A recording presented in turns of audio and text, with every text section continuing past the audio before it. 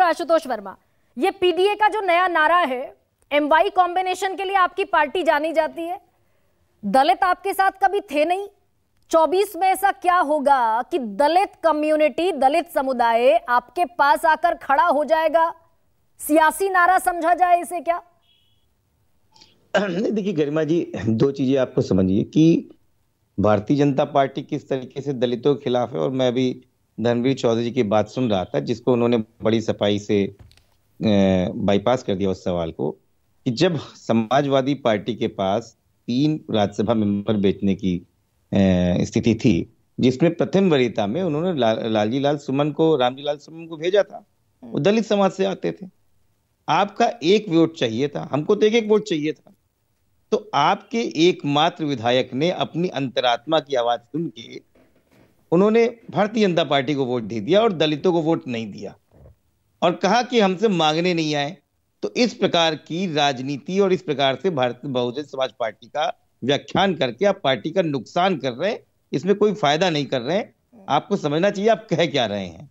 खैर, हम बात करते हैं पीडीए। लेकिन डॉक्टर आशुतोष, जब आप दलितों की सबसे बड़ी नेता को कहते हैं कि मायावती या इंडिया गठबंधन का हिस्सा नहीं होनी चाहिए, तब वही बड़ी सफाई से आप भी वही काम कर रहे होते हैं क्या? गरिमा जी, इस त्रुटि को मैं और आसान हो जाता आपके लिए? मैं इस त्रुटि को सही कर दूं, ये एक गलत वक्तव्य है। समाजवादी पार्टी की तरफ से ऐसा कहीं वक्तव्य नहीं आया। हमारा सिर्फ एक वक्तव्य था, क्या बैकडोर से आप किसी और पार्टी से बात कर रहे हैं कि नहीं कर रहे हैं।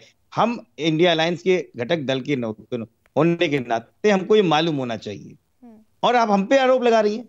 ये समाजवादी पार्टी थी जिसने 2019 में बहन कुमारी मायावती के सामने खड़े होके उनको एक सीट ज्यादा देके, अपने में से आरएलडी को सीट देके उनको प्रधानमंत्री का सपना देखा था। नहीं, लेकिन 4 बरस गुजर गए डॉक्टर आशुतोष। आज की तारीख में तो आप उन पर भरोसा नहीं करते। अखिलेश यादव का ऑन रिकॉर्ड स्टेटमेंट है कि आ जाएंगी तो रहेंगी कि नहीं, इस बात की गारंटी कौन लेगा? तो दलितों की सबसे बड़ी नेता पर समाजवादी पार्टी का विश्वास है ना? गरिमा जी, इसमें कोई अगर गलत बात है या कोई तथ्यों के विपरीत बात हो तो बताइए। 2014 में बहुजन समाज पार्टी के 0 सांसद थे, 0, और इतिहास में पहली बार ऐसा हुआ। हमको भी दुख था कि दलितों का रिप्रेजेंटेशन नहीं हुआ। 2019 में हमने हाथ मिलाया, उनको प्रधानमंत्री कुर्सी पर बैठाने की कोशिश करी और उनके 10 सांसद दिए।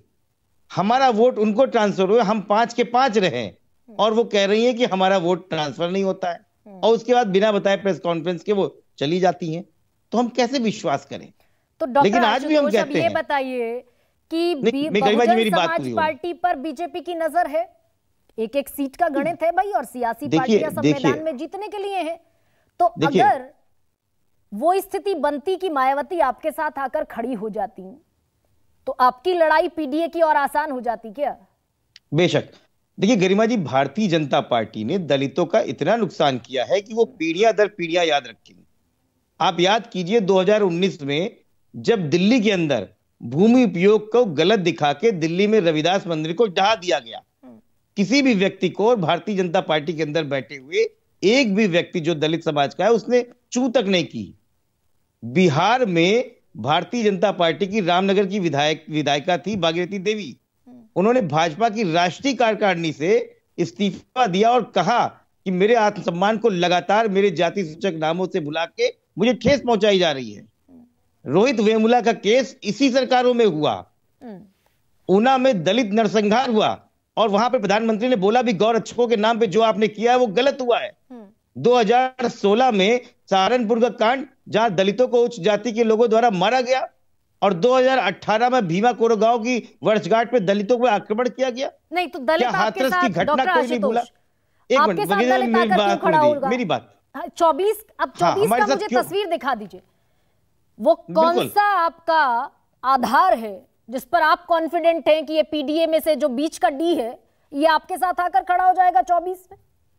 क्यों होगा? गरिमा जी, 2019 के इलेक्शन के बाद लगातार समाजवादी पार्टी ने दलितों के मुद्दों को उठाया है। दलितों के मुद्दों को जहां हो सकता है वहां अपने साथ में लेके गए हैं। इनफैक्ट हमने अपने कॉन्स्टिट्यूशन में बदलाव करके एक अपना एक संगठन बाबा साहब वाहनी बनाया है। और क्योंकि मायावती जी अपना काम नहीं कर रही हैं, ये आप भी जान रही हैं कि दलित समाज में इतना रोष है कि वो किसी भी तरीके से फ्रंट पे नहीं आ रही हैं। तो कहीं ना कहीं पीडीए की जिम्मेदारी माननीय अखिलेश यादव ने अपने सर पर ली है। और आप देखिएगा जिस प्रकार से पिछड़ा, दलित, अल्पसंख्यक और आदि आबादी समाजवादी पार्टी के साथ में है, 2024 में स्थिति पलटने के लिए का बिल्कुल आराम से तरीका है, कोई परेशानी नहीं। और अभी हमने राज्यसभा भेजा, 13% का वोट शेयर है अभी भी मायावती के पास दलितों का। लेकिन डॉक्टर गुरु, वो तो बता दिया ना धर्म, देखिए मुझे थोड़ा सा तय कर दीजिए। धर्मवीर चौधरी ने अभी बता दिया कि मायावती जी की पार्टी में एक परेशानी है, उस 13% में 10% कौन लोग हैं। अब उन्होंने खुद ही बताया क्योंकि उस पार्टी से संबंध रखते हैं, मैं ज्यादा नहीं बताऊंगा।